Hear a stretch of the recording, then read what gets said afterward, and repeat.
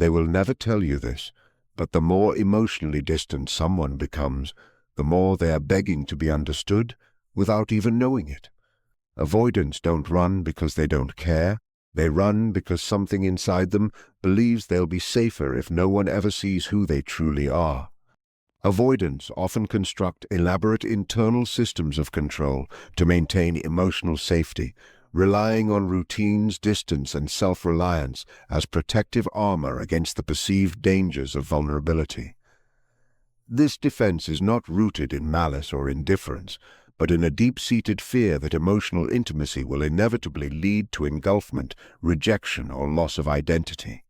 Their craving for autonomy is not just a preference, but a survival strategy, forged in the early developmental stages where emotional needs may have been inconsistently met or punished.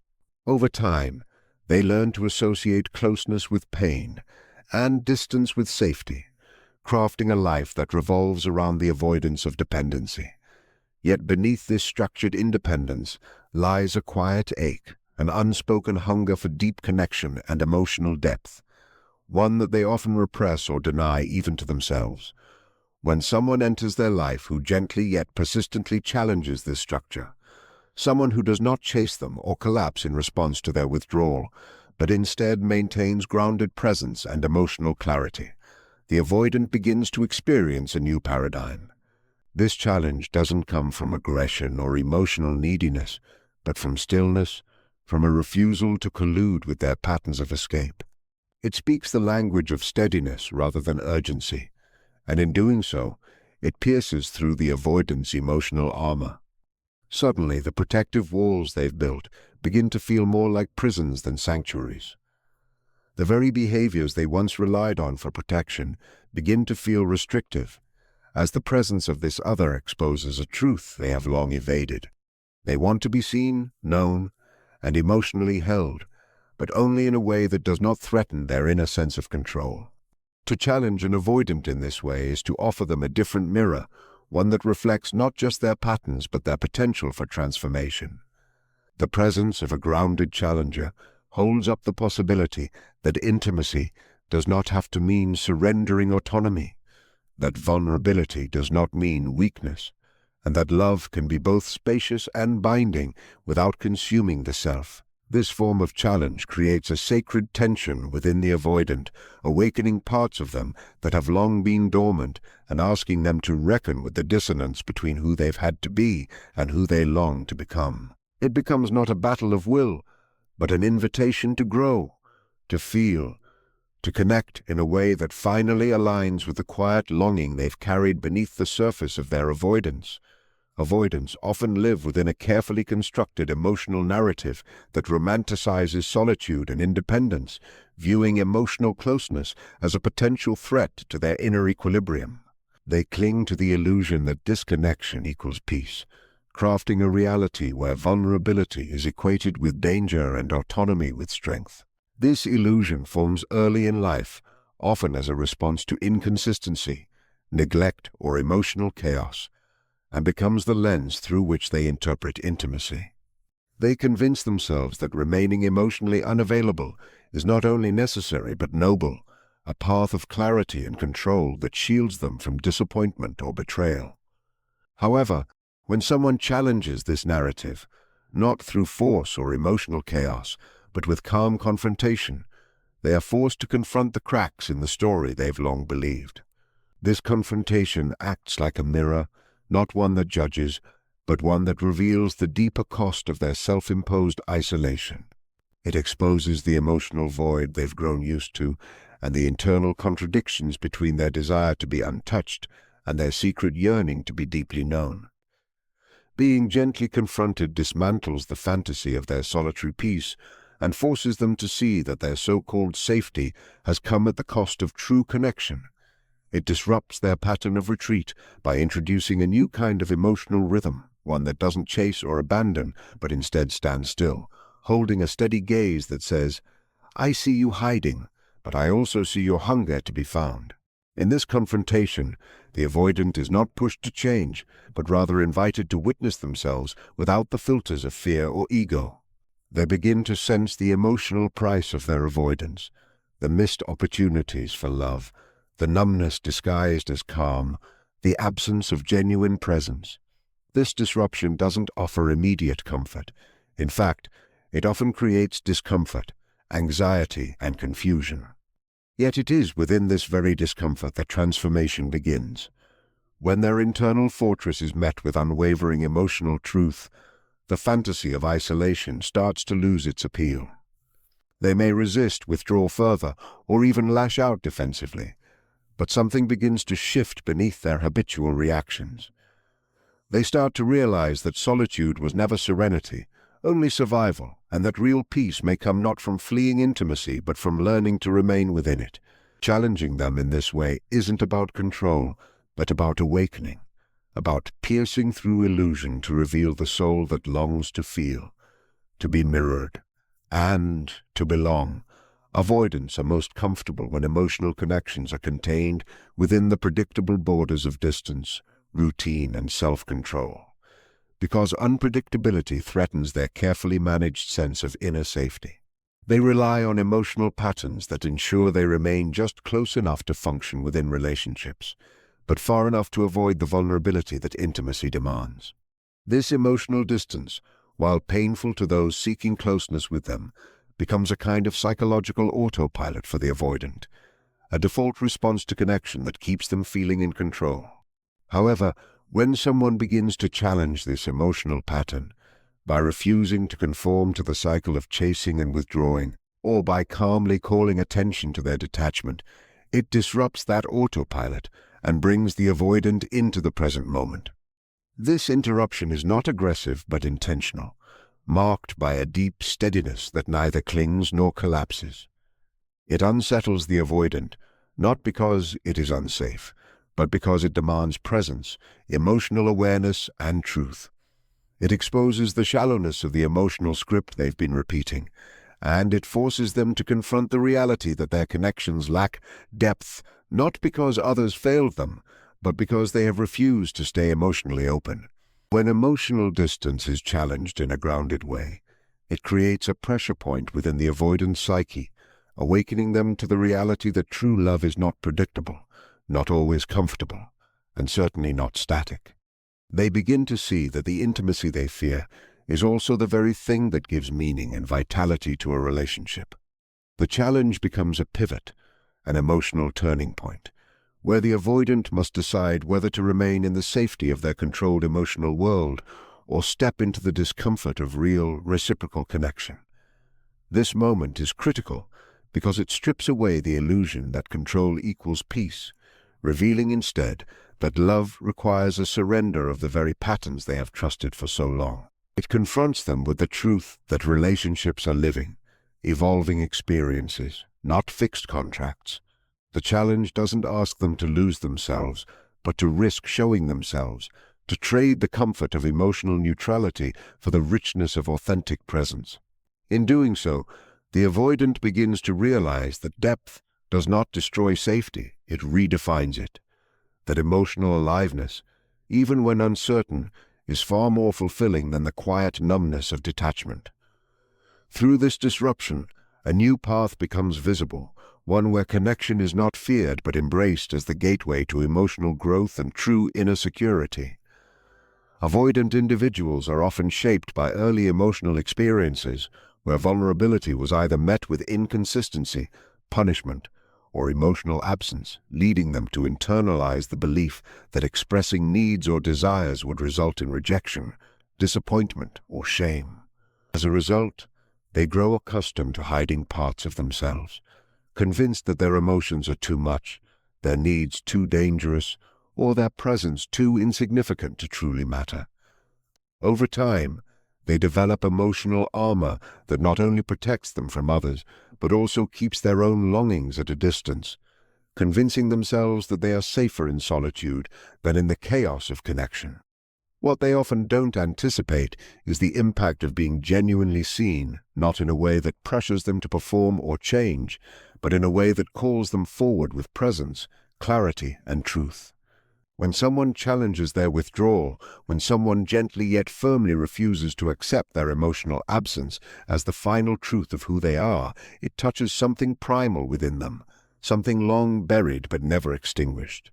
It tells them, in a language deeper than words, that they are not invisible, that they matter enough for someone to stay, even when they push away. To be challenged is to be acknowledged, to be met where they've tried hardest not to be seen. And that experience, while often uncomfortable or even resisted at first, carries immense power. It breaks the cycle of anticipated abandonment because it interrupts the script that says, "When I pull away, they'll leave." Instead, it offers a new narrative. Even when I try to disappear, someone remains. That unwavering presence does more than offer comfort. It calls the avoidant to question their own narrative, to wonder if perhaps they were wrong about connection, about love, about the possibility of being wanted for who they are rather than what they withhold. The challenge doesn't demand that they open up instantly or change overnight. It simply refuses to let them retreat into their silence without consequence. It is the emotional equivalent of standing at the edge of their fortress and saying, "I know you're in there, and I'm not walking away." This moment of being seen in their emotional hiding place awakens an unfamiliar hope within them. The hope that intimacy can exist without collapse, that emotional connection does not require surrendering control, and that maybe, just maybe, they are worthy of the very thing they've always denied themselves, being loved while still being whole. Avoidants often build their lives around the avoidance of emotional tension, seeking environments and relationships that allow them to maintain distance, predictability, and self-reliance, because these qualities offer them a sense of safety in a world they perceive as emotionally threatening. They are drawn to control and calm, not because they do not feel, but because feeling deeply threatens the stability they work so hard to preserve. However, relationships by their very nature introduce friction, and it is within this friction that growth is possible. When someone in their life challenges their instinct to withdraw, not through chaos or emotional overreaction, but through calm, consistent confrontation, it disrupts their internal narrative that conflict equals danger. Instead, it presents conflict as an opportunity for truth, for closeness, and for transformation. This challenge does not seek to overpower or shame them, but to invite them into a space where discomfort becomes a signal for growth rather than retreat. The avoidant may at first resist this, experiencing the confrontation as a threat to their independence or emotional boundaries. But over time, if the challenge remains grounded and compassionate, it begins to erode their black and white thinking. They begin to see that being emotionally engaged in a moment of tension does not mean losing themselves, and that disagreement or confrontation can actually be a sign of investment, of care, of presence. It forces them to reevaluate the role of conflict in intimacy, and to consider that connection is not defined by emotional harmony alone, but by the willingness to remain when things feel uncertain. The avoidant slowly realizes that avoiding tension only leads to stagnation, to relationships that feel safe but lack depth, aliveness, or truth. By staying present in the face of emotional disruption, they begin to build tolerance for vulnerability and open themselves to the idea that intimacy requires emotional risks. This shift doesn't happen in a moment, but over time, as they experience repeated instances where emotional friction leads not to abandonment or collapse, but to deeper understanding and connection. Through this repeated experience, they start to build a new internal framework, one where discomfort is not feared, but embraced as necessary for intimacy to evolve. Challenging them without judgment interrupts the emotional script of escape and allows for the possibility of rewriting their story. It invites them to remain in the emotional space they have always feared, not because they are forced to, but because they finally begin to trust that growth, not destruction, waits on the other side of discomfort. Love with an avoidant personality does not deepen in moments of comfort or stillness, but in those tense, emotionally charged instances when the relationship invites both individuals to confront their patterns and respond with honesty instead of habit. The avoidant, shaped by experiences that taught them to equate intimacy with vulnerability and vulnerability with danger, often expects love to feel conditional, fleeting, or burdensome. Their default mode becomes emotional retreat, creating distance when the connection grows too intense or too uncertain. Yet it is precisely in these moments of resistance, when their instinct is to flee or emotionally disengage, that the potential for true bonding is most alive. When someone chooses not to react by withdrawing, pleading, or collapsing into self-doubt, but instead holds the emotional space with quiet strength and unwavering presence, it challenges the avoidant to face a new reality. The person in front of them doesn't leave when they push, doesn't explode when they shut down, and doesn't demand instant change. Instead, they remain grounded, refusing to reward the avoidant's defenses while also not punishing them for being afraid. This moment becomes a kind of emotional mirror, showing the avoidant not only who they are in conflict, but also who they could become if they let go of the belief that love always ends in loss. This firm but loving resistance holds a rare kind of power. It strips away the avoidant's illusion of safety and confronts them with the realization that connection is not something to be controlled or managed, but something to be experienced fully, even when it feels overwhelming. It is through these moments that attachment begins to form, not from passive affection or surface-level compatibility, but from the shared courage to stay present in emotional fire. The avoidant begins to sense that love doesn't have to mean erasure of self or invasion of boundaries, but can instead be the space where two autonomous individuals meet in truth, even if that truth is messy or uncertain. This realization does not come easily, and often it is met with fear, protest, or temporary withdrawal. But if the challenge is met with consistent compassion and boundaries, the avoidant begins to lean in. They start to choose presence over escape, truth over silence, connection over distance. The tension that once symbolized danger now signals depth, and with each repetition, the avoidant grows more capable of remaining in emotional proximity, slowly rewriting the story of what it means to love and be loved without disappearing. In the hidden emotional world of the avoidant, love is not rejected because it lacks value, but because it demands a level of exposure that feels unbearable to a nervous system trained to equate intimacy with loss of control. Yet, beneath that withdrawal, there lies a quiet longing, one that hopes someone, someday, might have the strength to stay when they pull away, the clarity to challenge them when they retreat, and the courage to hold the mirror up without judgment.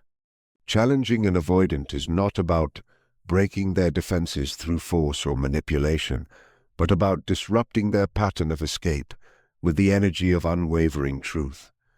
It means standing calmly in their storm and saying, "I see you," not with pity or pressure, but with presence. It's refusing to shrink just because they've chosen distance, and instead holding the emotional line with grounded compassion, making space for the parts of them they've buried beneath years of survival. Every time you confront their disconnection with emotional steadiness, you invite them into a new experience, one where love does not collapse at the first sign of fear, where intimacy is no longer synonymous with pain, and where closeness does not threaten their identity but enriches it. This is the paradox avoidants live with. They crave what they fear, and they fear what they crave. But when someone challenges them with consistency and self-respect, they are shown, over and over, that they can remain in connection without dissolving into it. It teaches them that their needs, emotions, and fears are not liabilities, but bridges toward intimacy. The challenge becomes sacred, not combative. It becomes the threshold between repetition and renewal, between surviving love and actually feeling it. To keep an avoidant in your life is not to walk on eggshells or overextend yourself in pursuit of their approval. It is to meet them with truth when they expect silence, with depth when they expect retreat, and with presence when they expect to be left. And in doing so, you don't just hold them accountable, you invite them to step into the very transformation their heart has been too afraid to ask for. That is the moment where the bond becomes real, not because it is free of struggle, but because it finally holds enough truth to endure.